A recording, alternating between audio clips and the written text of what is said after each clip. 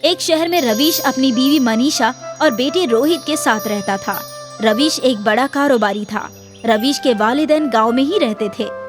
मनीषा और Rohit dinner table पर रवीश का इंतजार कर रहे थे। बाहर से हंसते हुए रवीश भी आ गया। क्या हुआ? किसका फोन था? बहुत खुश लग रहे हो।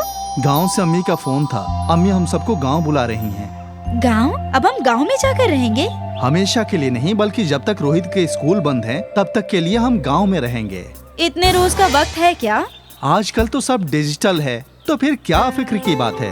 वाह, मजा आ गया। अब मैं भी गांव में बाकी सब की तरह मजे करूंगा, खेत देखूंगा और घूमूंगा। तो फिर ठीक है, कल सुबह ही हम गांव के लिए रवाना होते हैं। तीनों गांव जाने के लिए सामान बांधकर सो गए। अगली सुबह रवीश, मनीषा और रोहित के साथ तैयार होकर अपनी कार से गांव के लिए रवाना हो गया। कुछ घंटों का फासला तय करके वो अपने गांव पहुंच गए। ये देखकर दादा दादी बेहद खुश हुए। इतने दिनों बाद गांव आए हो। रोहित तो मुझे जानता भी नहीं होगा। नहीं, मैं जानता हूँ। अब्बू मुझे रोज आप दोनों के किस्से सुनाते हैं। सभी लोग हंसने लगे। खाना खाकर सभी आराम करने लगे, लेकिन रोहित को नींद नहीं आ रही थी। मुझे गांव में घूमना था, लेकिन सब सो गए। अब मुझे खुद ही जाना होगा। मैं बहुत उतावला हो रहा हूँ। रोहित बाहर जाकर घूमने लगा। गांव में एक बड़ा सा पेड़ था, जिसके नीचे रोहित की उम्र के कुछ बच्चे खेल रहे थे। रोहित उनके पास गया और बात करने लगा। मुझे गांव घूमना है। हाँ तो घूम लो, मेरे साथ कोई चलो। हम तेरे दोस्त नहीं हैं, और वैसे भी ये गांव इतना ही है, यहाँ घूमने को कुछ नहीं। मुझे जंगल में जाना है और खेत देखने हैं। गांव के सभी लड़कों ने आपस में इशारा किया। क्या हुआ? तुम हंस क्यों रहे हो? कुछ नहीं, जंगल का लुत्फ उठाना है तो शाम को आ जाना। तो मुझे पक्का जंगल और खेत दिखाओगे ना? अरे तुझसे बोल दिया ना कि शाम को आ जाना, तो अब शाम को आ जाना। जा यहाँ से, हमें खेलना है। रोहित वापस घर चला आया। रोहित, ये गांव बिल्कुल नया है और तू अकेले कहाँ गया था? अम्मी, मैं तो बाहर ही था, कहीं नहीं गया था। अच्छा ठीक है, लेकिन गांव से बाहर मत जाना, बहुत खतरा है। कैसा खतरा दादी? ज्यादा सवाल मत कर, जो कहा है उस पर अमल कर। रोहित को सबने सलाह देकर छोड़ दिया और अपने कामों में लग गए। रोहित शाम को जंगल में जाना भूल गया था, तो वो अगले दिन जंगल जाने के लिए निकल गया। मैं कल शाम को तो नहीं जा पाया, लेकिन अब मैं खेत और जंगल में जरूर जाऊंगा। रोहित सबकी नजरों से बचकर निकल गया और खेत से होते हुए एक जंगल में पहुंच गया। वहाँ उसके पैर के नीचे एक छोटा सा पौधा आ गया। ओह, ये पौधा टूट गया होगा। अब क्या करूं? इसको अपने घर ले चलता हूँ। रोहित जंगल में घूमना भूल गया और वो पौधे को लेकर घर वापस आ गया। अरे रोहित, कहाँ गया था और ये पौधा कहाँ से ले आया? ये तो बस यहीं बाहर था। दादाजी रोहित की क्लास ले ही रहे थे कि रवीश भी आ गया। एक बहुत जरूरी काम आ गया है, हमें आज ही शहर वापस लौटना होगा। लेकिन कल ही तो आया है, फिर इतनी जल्दी क्यों जाना? बहुत जरूरी काम है। रवीश ने मनीषा और रोहित को जल्दी से तैयार होकर गाड़ी में बैठने के लिए कहा। दोनों ने ऐसा ही किया। रोहित भी अपना टूटा हुआ पौधा लेकर गाड़ी में बैठ गया और गाड़ी शहर की जानिब चलने लगी। क्या हुआ? हम इतनी जल्दी वापस क्यों जा रहे हैं? घर पर चोरी हो गई है और कंपनी को भी भारी नुकसान हुआ है। हम बिल्कुल बर्बाद हो चुके हैं। क्या? सब बर्बाद? हाँ, अब चलकर देखते हैं कि क्या हुआ और कैसे हुआ है। कुछ घंटों में वो वापस अपने घर पहुंच गए। घर में जाकर देखा तो सब कुछ चोरी हो चुका था। अब रवीश की गाड़ी भी अगले दिन जाने वाली थी। तीनों जमीन पर बैठ गए।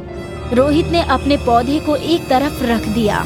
अब हम कहाँ जाएंगे? खुदा पर भरोसा रखो, सब दुरुस्त हो जाएगा। क्या होगा अब? मुझे तो कुछ समझ में नहीं आ रहा। थोड़ा सा वक्त दीजिए, सब ठीक हो जाएगा। मैं तब तक पौधे की टूटी हुई पत्ती को वापस लगाने की कोशिश करता हूँ। रोहित पौधे के पास गया और जाकर देखा तो वो चिल्ला उठा। अम्मी, अब्बू, जल्दी आओ। मेरा पहले से दिमाग खराब है, अब क्यों चिल्ला रहे हो तुम? आप आकर देखिए तो कि ये क्या है। दोनों उठकर आए और उन्होंने पेड़ को देखा तो उनके होश उड़ गए, क्योंकि पौधे पर सोने के सिक्के लटके हुए थे। उन्होंने सारे सिक्के लेकर पौधे को अपने घर के गार्डन में लगा दिया। ये तो गजब ही हो गया। देखा, खुदा ने हमारी सुन ली। रात को खाना खाकर तीनों सो गए और सुबह उठकर देखा तो वो हैरान हो गए क्योंकि वो पौधा अब पेड़ बन चुका था और उससे फल के रूप में बहुत सारे सोने के सिक्के लटक रहे थे। यह देखकर उनकी खुशी का कोई ठिकाना ही नहीं रहा। उन्होंने सारे सिक्के इकट्ठे किए। अब हर रोज पेड़ से सिक्के निकलने लगे। कुछ ही दिन में वो बहुत अमीर हो गए। एक शहर में रवीश अपनी बीवी मनीषा और बेटे रोहित के साथ रहता था। रवीश एक बड़ा कारोबारी था।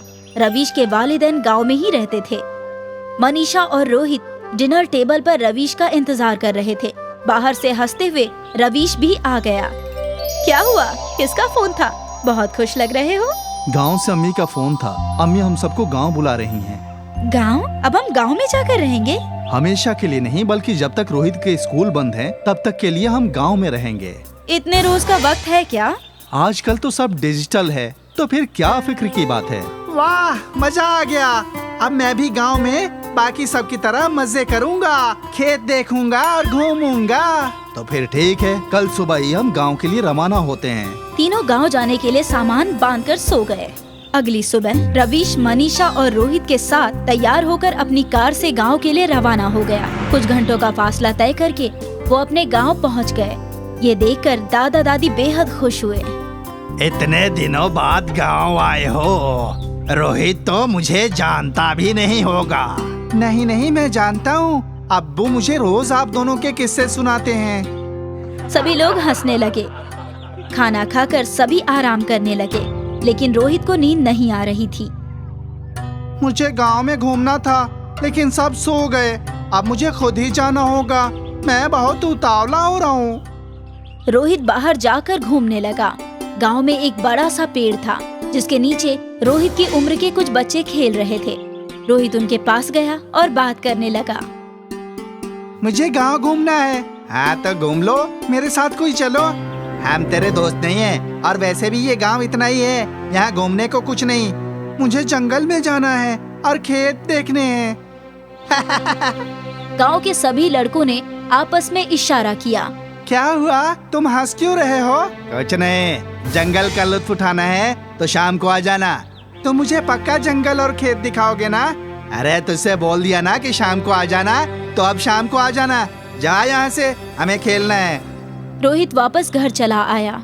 रोहित, ये गांव बिल्कुल नया है और तू अकेले कहाँ गया था? अम्मी, मैं तो बाहर ही था, कहीं नहीं गया था। अच्छा ठीक है, लेकिन गांव से बाहर मत जाना, बहुत खतरा है। कैसा खतरा दादी? ज्यादा सवाल मत कर, जो कहा है उस पर अमल कर। रोहित को सबने सलाह देकर छोड़ दिया और अपने कामों में लग गए। रोहित शाम को जंगल में जाना भूल गया था, तो वो अगले दिन जंगल जाने के लिए निकल गया। मैं कल शाम को तो नहीं जा पाया, लेकिन अब मैं खेत और जंगल में जरूर जाऊंगा। रोहित सबकी नजरों से बचकर निकल गया और खेत से होते हुए एक जंगल में पहुंच गया। वहाँ उसके पैर के नीचे एक छोटा सा पौधा आ गया। ओह, ये पौधा टूट गया होगा। अब क्या करूं? इसको अपने घर ले चलता हूँ। रोहित जंगल में घूमना भूल गया और वो पौधे को लेकर घर वापस आ गया।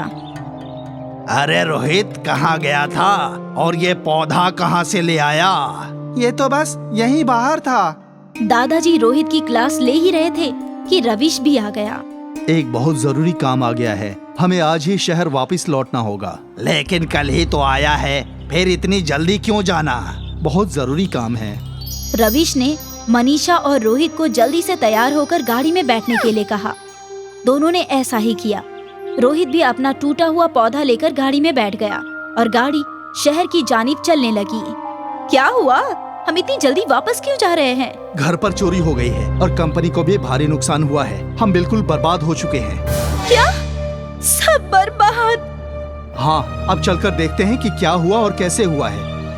कुछ घंटों में वो वापस अपने घर पहुंच गए। घर में जाकर देखा तो सब कुछ चोरी हो चुका था। अब रवीश की गाड़ी भी अगले दिन जाने वाली थी। तीनों जमीन पर बैठ गए। रोहित ने अपने पौधे को एक तरफ रख दिया। अब हम कहाँ जाएंगे? खुदा पर भरोसा रखो, सब दुरुस्त हो जाएगा। क्या होगा अब? मुझे तो कुछ समझ में नहीं आ रहा। थोड़ा सा वक्त दीजिए, सब ठीक हो जाएगा। मैं तब तक पौधे की टूटी हुई पत्ती को वापस लगाने की कोशिश करता हूँ। रोहित पौधे के पास गया और जाकर देखा तो वो चिल्ला उठा। अम्मी, अब्बू, जल्दी आओ। मेरा पहले से दिमाग खराब है, अब क्यों चिल्ला रहे हो तुम? आप आकर देखिए तो कि ये क्या है।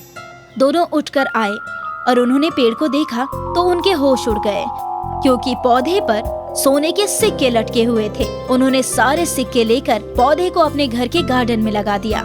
ये तो गजब ही हो गया। देखा, खुदा ने हमारी सुन ली।